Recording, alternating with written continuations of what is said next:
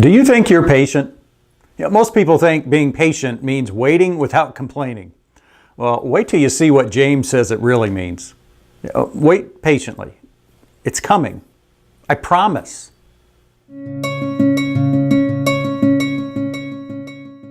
Hey, this is Steve with Looking Intently. I put out short videos through the Bible. Right now, I'm in the book of James. And so to make sure you don't miss any future videos, click the subscribe button and then that bell icon in the lower right.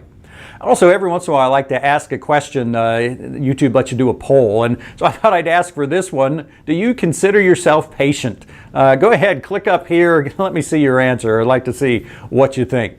Well, the subject comes up because in chapter 5, verse 7, James says, "Be patient, therefore, brothers." And once again, we think of patient oftentimes as waiting without complaining, and that is hard to do. Whenever I think of waiting, the example in my life that comes to mind, I once was at the Arizona, Bureau of Motor Vehicles, and I had to wait an hour. And you might think, well, that's not too bad for the BMV. That's probably pretty good. No, I had to wait an hour in line to get one of those tickets with a number on it that they call, and I had to wait 2 more hours then for them to call my number. That's a lot of waiting, and I'm not sure how well I did at not complaining.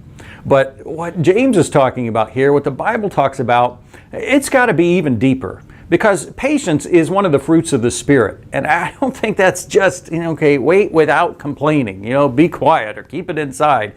It's got to be more than that. Notice he says, "Be patient, therefore." And that tells you he's saying this in light of something he's already said. Well, immediately prior to this, the context is where he's talked about the fact that the rich sometimes oppress the poor. So he's talking to those poor people who are being oppressed and telling them, be patient.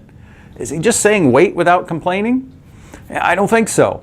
You go back to the overall context of James, really everything in James should be seen in light of that opening section where he says, "Consider it pure joy when you face trials of various kinds." Well, if patience is tied to that, again, it's got to be deeper. And so what patience is, in this sense that James is using it here, I think the best way to describe it is humble contentment. Both sides of that. There's the humility side, and we've seen before, the essence of that is to realize God is God and I'm not. And be aware of my limitations in light of that. See everything in light of that. But then also contentment. And, I struggle sometimes with contentment. Is it a good thing or a bad thing? And really, it's both, or one or the other, depending on the situation. If there's a situation that shouldn't be the way it is and I can change it, well, then I need to. But there's plenty of situations that may not be the way I like them, maybe not even in some sense the way God would like them, but I can't change them. And I have to be content with that. And that relies then on that humility. God is God and I'm not. So James is saying that, be patient, be humbly content, therefore, brothers, until the coming of the Lord. And then he gives a perfect example. He says, "See how the farmer waits for the precious fruit of the earth, being patient about it until it receives the early and late rains." Now, you may not know much about farming. I preached one time in a church where there were 3 farming families, and so I saw some of this. But you can certainly understand, a farmer goes to all the work that they do, and they work hard, to get the ground ready and to plant the seeds there, and they're ready when it's time to harvest.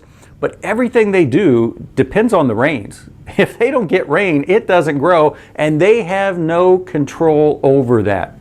And so he talks about the farmer waits patiently. I'm sure there have been some impatient farmers, but he's talking about this idea. They realize, I can't do anything.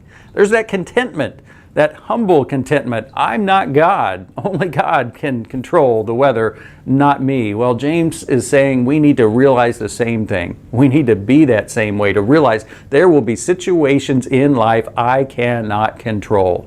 Be humbly content. And he goes on and he says, "You also be patient," again, like the farmer, "establish your hearts." What's he talking about there? The New American Standard says, "Strengthen your hearts." Well, our heart is that part of us that sets our commitment and our direction. It is our commitment, the direction that we decide, this is what I'm committed to doing, to being like.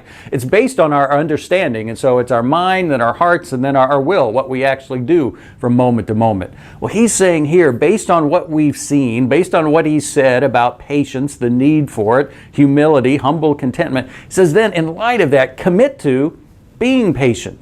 You see that you should be. Well, commit to doing that. Strengthen your hearts to be humbly content. And then one last phrase here in verse 8, he says, "For the coming of the Lord is at hand." He said something similar in verse 7. He says, "Be patient, therefore, brothers, until the coming of the Lord." Be patient till God comes this whole life. But there's also an element of perspective there as he reminds us that the coming of the Lord, everything in this life should be seen in light of that. And that should help us with this humility. Again, God is God and I'm not. He will allow things here on this earth. I will face things that I can't control because I'm not God.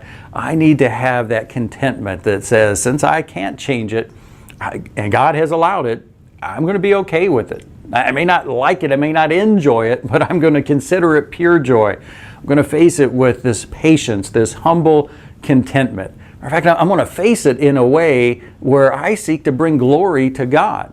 When we face a situation we don't like, the problem comes is that I don't like it. I'd rather have my comfort in whatever sense. Well, James is saying, and he said it all throughout, I need to value the greater good, the spiritual good. Consider it pure joy. Why? Because I can grow from a difficult situation.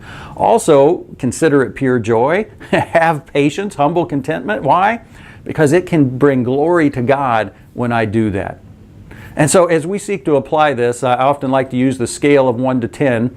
On that scale of 1 to 10, first of all, just how good are you at waiting without complaining? That one's tough enough. 1 being not good at all and 10 being excellent. Well, where are you on that one? But even more importantly, on the scale of 1 to 10, how humbly content am I? How humbly content? And it really comes down to, which do I value more? My comfort, what I'd like to happen in life, or God's glory? That's what determines where we are. And so think of a specific situation in your life, and ask yourself regarding that, how patient am I? How humbly content? How much am I seeking my comfort versus God's glory? Well, one thing that's going to help you to work toward that in this situation and every other one is when you read the good book, like a good book.